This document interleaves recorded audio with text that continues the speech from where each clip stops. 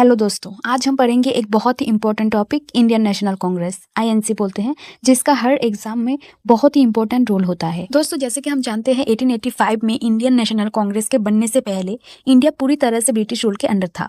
1857 के रिवोल्ट के बाद ब्रिटिश क्राउन ने गवर्नमेंट ऑफ इंडिया एक्ट 1858 के थ्रू इंडिया का डायरेक्ट कंट्रोल ले लिया था। इस टाइम पे इंडियन्स को किसी भी तरह का पॉलिटिकल राइट नहीं मिलता था। ब्रिटिश पॉलिसीज लोगों के खिलाफ थी। हाई टैक्सेशन, रेशियल डिस्क्रिमिनेशन और इंडियंस को गवर्नमेंट जॉब से दूर रखना कॉमन था। लेकिन 19th सेंचुरी के बाद सेकेंड हाफ में एक नई पॉलिटिकल अवेकनिंग स्टार्ट हुई। वेस्टर्न एजुकेशन और इंग्लिश लैंग्वेज ने नए आइडियाज दिए। राजा राम मोहन रॉय, ईश्वर चंद्र विद्यासागर जैसे रिफॉर्मर्स ने समाज सुधार किया। न्यूज़पेपर्स और बुक्स से लोगों में नेशनल अवेयरनेस आई। कुछ रीजनल पॉलिटिकल एसोसिएशंस जैसे इंडियन एसोसिएशन 1876, मद्रास महाजन सभा 1884 शुरू हुए। लेकिन एक यूनाइटेड नेशनल लेवल प्लेटफॉर्म की कमी थी। इंडिया को जरूरत थी एक नेशनल पॉलिटिकल ऑर्गेनाइजेशन की, जो ब्रिटिश सरकार के सामने इंडियन लोगों की बात रख सके और लोगों को एकता में बांध सके। इसी जरूरत को समझते हुए 1885 में इंडियन नेशनल कांग्रेस का जन्म हुआ। तो यहाँ पर आप देख सकते हो, फाउंडेशन डेट है 28 दिसंबर 1885। प्लेस था गोकुलदास तेजपाल संस्कृत कॉलेज, बॉम्बे। फाउंडर थे Allan Octavian Hume, a retired British ICS officer. First president Umesh Chandra Banerjee. Delegate 72 representative from across India. Initial objectives थे पॉलिटिकल यूनिटी डेवलप करना, एडुकेटेड इंडियंस की वॉइस ब्रिटिश पार्लियामेंट तक पहुंचाना, गवर्नमेंट और public के बीच कम्युनिकेशन ब्रिज बनाना।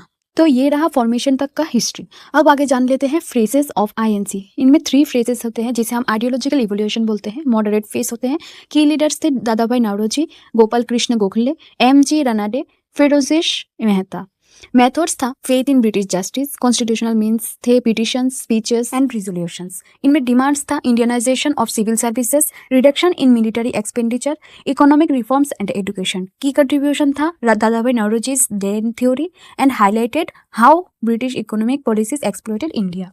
Next phase है extremist phase. की leaders थे बाल गंगाधर तिलक, बिपिन चंद्र पाल, लाला Lajpat Rai, together known as Lal Bal Pal. ठीक है। कॉजेस फॉर शिफ्ट थे failure of moderate methods, reaction to partition of Bengal 1905। Slogan था Swaraj is my birth right and I shall have it.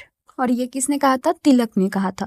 तिलक अपना slogan देके गए। और इसका मेथड है बॉयकॉट ऑफ ब्रिटिश गुड्स, मतलब ब्रिटिश के सारे गुड्स को बॉयकॉट करना, स्वदेशी मूवमेंट लाना and mass mobilisation and protest करना। सूरत स्प्लिट हुआ था 1907 को। The Congress split into moderates and extremist due to ideological differences. Raj Bihari Ghosh was the president of this session. ठीक है। नेक्स्ट हम बात करने वाले हैं अगले फेज के बारे में, जो कि है गांधीयन फेज। 1917 से लेकर 1947 तक था। एंट्री ऑफ गांधी जी था। Return from South Africa in 1915। Led initial movements Champaran 1917, Kheda 1918, Ahmedabad mill strike 1918। तो ये इसमें क्या हुआ था? गांधी जी अफ्रीका से केस लेके जब इंडिया में आए तो कौन से मूवमेंट्स हुए हैं, ये सारे मैंने आपको लिस्ट में दे रखे हैं। नेक्स्ट हम बात करने वाले हैं major sessions of Indian National Congress. कहाँ पे क्या क्या हुआ था। ठीक है। तो यहाँ पर आप देख सकते हो मेजर सेशंस जो कि इंडियन नेशनल कांग्रेस में हुए थे, जैसे कि यार बेस और प्लेस, प्रेसिडेंट, ऐसे सारे ही मैंने टेबल करके आपको दे रखे हैं। 1885 में बॉम्बे में WC बनर्जी प्रेसिडेंट थे। 1906 में कैलकाटा में दादा भाई नौरोजी प्रेसिडेंट है। ऐसे आपको सारी ही चीजें आपको याद रखनी है। ठीक है। और ऐसे ही कुछ क्लैशेस हुए थे इंडियन नेशनल कांग्रेस में। मॉडरेट्स वर्सेस एक्सट्रीमिस्ट 1907 को, इसके लिए सूरत सेशन भी देना पड़ा। नेक्स्ट है मॉडरेट्स में थे peaceful reform, loyalty to the British crown, British के साथ वो लॉयल थे। एक्सट्रीमिस्ट थे एग्रेसिव नेशनलिज्म, वो थोड़ा एग्रेसिव थे और सेल्फ रूल में बिलीव करते थे, जैसे कि गांधी जी वर्सेस बोस 1939 में और से लेकर 1940 तक उनमें अनबन हुआ था। गांधी जी नॉन वायलेंस कॉन्स्टिट्यूशनल रिफॉर्म में बिलीव करते थे और बोस करते थे आर्म्ड स्ट्रगल में। क्विक इंडिपेंडेंस चाहिए था उनको, और इसका जो रिजल्ट हुआ बोस ने रिजाइन कर दिया।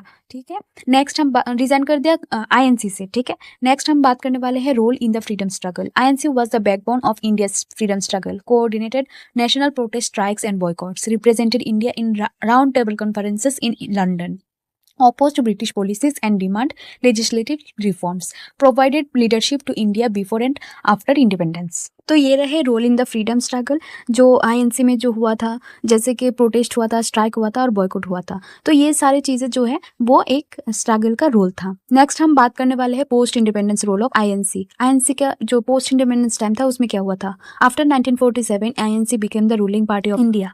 Jawaharlal Nehru became the first prime minister, dominated the constituent assembly, introduced major reforms, land reforms, economic planning, education and industrialization, played a vital role in the formation of new India। India. तो इसका मतलब है 1947 से लेकर Indian National Congress जो है political party बन गया है और उनका फर्स्ट जो प्राइम मिनिस्टर था वो जवाहरलाल नेहरू था।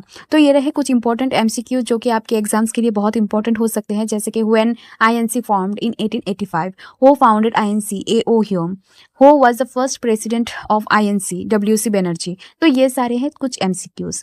नेक्स्ट हम बात करने वाले हैं कंक्लूजन एंड कीप्स के बारे में। तो ये रहे आपके लिए कुछ conclusions. The Indian National Congress was not just a political party but the driving force behind India's independence movement. From petitions to mass protest, from moderate politics to revolutionary zeal, INC evolved with the changing needs of the nation. ठीक है, और यहाँ पर आपको दे रखे हैं कुछ study tips, इससे आप पढ़ाई को अच्छे से पढ़ सकते हो, जैसे कि कुछ टिप्स भी दे रखे हैं। तो आज के लिए बस इतना ही। अगर आपको वीडियो पसंद आया तो लाइक कीजिए, शेयर कीजिए और कमेंट करके बताइए कि वीडियो को कैसा लगा, और सब्सक्राइब करना मत भूलिए।